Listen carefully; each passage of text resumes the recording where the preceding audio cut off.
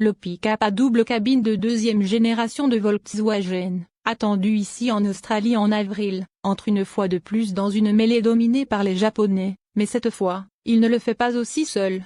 L'Amarok MK2 a été co-développé avec la dernière version du Ford Ranger austro-américain, plateforme partagée, transmission partagée, technologie partagée.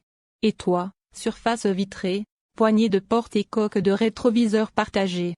Les ventes partagées pourraient être plus délicates, tout simplement parce que, contrairement à Ford et à d'autres principaux concurrents, Volkswagen Australie a choisi d'éviter les sous-segments des châssis cabines, des 4x2 et des cabines simples, en jetant toute sa charge utile de marketing dans la catégorie des 4 roues motrices à double cabine. Des versions 4x2 et monocabine ont été créées pour d'autres marchés. Le prix d'Amarok n'a pas encore été finalisé, mais nous savons qu'il sera plus élevé sur toute la gamme et supérieur à celui du Ranger. Volkswagen le présente comme le utilitaire haut de gamme du segment, en combinant un intérieur haut de gamme et des spécifications standards très chargées. 5 versions de modèles ont été confirmées pour l'Australie, la prochaine série de modèles spéciaux portant le badge Valkinso n'étant pas attendue avant 2024. Chaque version dispose, au minimum, d'un grand écran d'infodivertissement, 10 ou 12 pouces, Apple CarPlay /Android Auto sans fil, d'un chargement de téléphone sans fil, de phares à LED, d'un régulateur de vitesse adaptatif, d'aide au maintien de voie, de capteur de stationnement arrière et d'une notification de limitation de vitesse. Et 9 airbags, 5 de plus que le précédent Amarok. Un corps avec un sol en vinyle revient comme modèle de base, et le livre ajoute quelques subtilités supplémentaires avant que le style de milieu de gamme considéré comme la variante la plus populaire et qui devrait coûter entre 60 000 et 80 000 $ australiens avant la route monte en puissance. La liste des caractéristiques plus sophistiquées et des addenda extérieurs. Le nouveau badge VW Pan Americana marque l'endroit où l'Amarok met une touche supplémentaire sur le tout-terrain avec des pneus tout-terrain et une suspension plus souple et introduit des sièges en cuir. Aventura désigne à nouveau le produit phare, remplissant le mandat axé sur la route avec d'énormes roues de 21 pouces, 3 pouces de plus que les plus gros pneus actuellement disponibles sur le Ranger, bien que le nouveau Ranger Platinum adoptera des pneus de 20 pouces. La Pan Americana pourrait commencer quelque part entre 75 000 et 80 000 $ australiens. L'Aventura devrait démarrer au-dessus de 80 000 $, peut-être au-dessus du Valkinso W580S à 81 500 $ qui était auparavant l'Amarok, le plus cher. La stratégie de prix de Volkswagen n'est pas aidée par le site de production de l'Amarok en Afrique du Sud, qui est soumis à des droits d'importation de 5% alors que Ford Australie bénéficie d'un accord de libre-échange avec la Thaïlande, où le Ranger est construit. Volkswagen Australie affirme qu'elle différenciera davantage l'Amarok en proposant une combinaison d'accessoires d'usine et officiellement approuvée dès le lancement. À l'intérieur, le nouvel Amarok repousse une fois de plus les limites des intérieurs haut de gamme.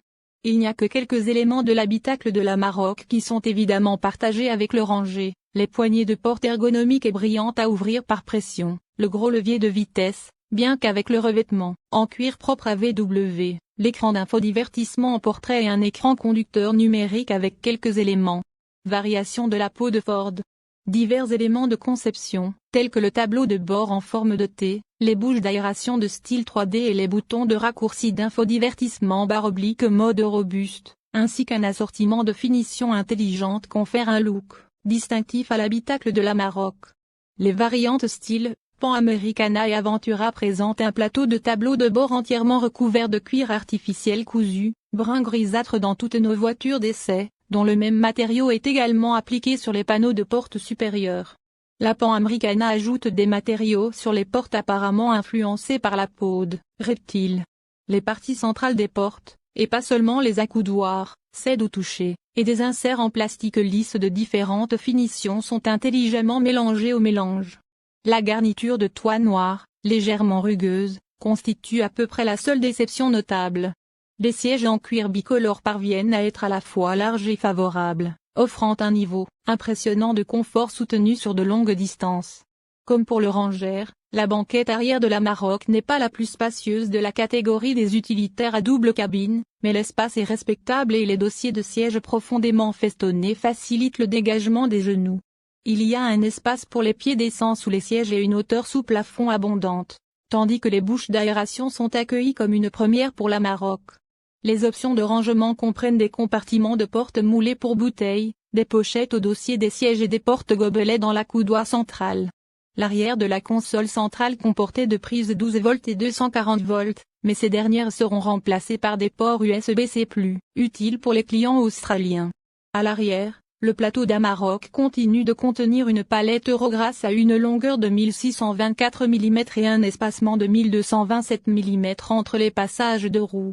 6 anneaux d'arrimage ont une charge de traction nominale de 400 kg, tandis qu'un système de rails intègre 4 pinces mobiles d'une capacité de 250 kg. L'éclairage du plateau à LED est standard sur tous les modèles australiens Amarok. La Pan Americana est livrée avec un couvre-tonneau. L'Aventura dispose d'un couvercle à enroulement électronique. La charge utile maximale a également augmenté, passant d'une tonne à un peu moins de 1,2 tonnes, l'un des meilleurs chiffres du segment. Il existe à nouveau une capacité de remorquage freinée de 3500 kg, tandis que VW affirme que le poids total autorisé du véhicule et de la remorque est passé de 6 à 6,5 tonnes. Vous pouvez également transporter jusqu'à 85 kg sur le toit en conduisant, ou jusqu'à 350 kg en statique, idéal pour monter une tente sur le toit. Sur la route, l'Amarok d'origine était un pionnier à bien des égards, notamment par son intérieur raffiné semblable à celui d'une voiture et sa position de conduite. Cet aspect n'est pas seulement retenu mais semble avoir été davantage souligné. Le siège du conducteur motorisé à partir du style peut être réglé pour s'asseoir étonnamment bas. Les sièges avant ressemblent aux meilleurs concurrents de leur catégorie, avec une forme, un amorti et un renforcement excellent, du corps d'entrée jusqu'à l'Aventura haut de gamme. Les variantes cuir Pan Americana et Aventura, dans lesquelles nous avons passé la majeure partie des 2 jours de lancement, se sont révélées extrêmement relaxantes pendant des heures au volant. L'Aventura est un modèle particulièrement intrigant, car il est le seul Amarok à posséder ses propres amortisseurs avant, plus rigides, son propre réglage de direction, plus rapide, et un ensemble d'énormes roues de 21 pouces qui éclipse celle de toute autre variante. Le résultat négatif des premiers et troisième éléments est un trajet toujours ferme, généralement chargé et parfois agité. Il a tendance à s'atténuer avec l'augmentation des vitesses, mais ressemble généralement à une configuration qui pourrait bien avoir du mal sur les routes australiennes typiquement crasseuses. Il y avait un contraste évident avec la Pan Americana, avec son réglage de suspension le plus doux de la gamme, bien que les modèles de lancement soient équipés de roues de 20 pouces au lieu des 18 qui seront la spécification australienne standard. Un bref essai d'un style sur des roues de 18 pouces a fourni un autre indicateur de l'amélioration de la conduite que l'on retrouve ailleurs dans la gamme. Du côté positif, l'Aventura retiendra le plus grand attrait pour tous les conducteurs enthousiastes qui cherchent à migrer d'une voiture de tourisme ou d'un SUV vers une voiture à double cabine. Le produit phare, l'Amarok, s'équipe remarquablement bien sur les routes de campagne sinueuses, contrôlant les mouvements latéraux et verticaux de la carrosserie. La direction est tout à fait superbe, avec une pondération étrangement naturelle et charnue, et une réactivité en ligne droite qui permet de diriger facilement l'Amarok exactement là où vous le souhaitez. Aussi dynamiquement excellent qu'un gros SUV bien conçu? Ne nous laissons pas emporter, il existe encore des limites à ce qui peut être réalisé avec un châssis à ressort à lame et à cadre en échelle. Les pneus toutes saison Goodyear Wrangler HT 275 ou 45 R21 adhèrent fortement, refusant de crier même sous charge dans les épingles à cheveux et faisant moins de bruit que le vent autour des rétroviseurs latéraux.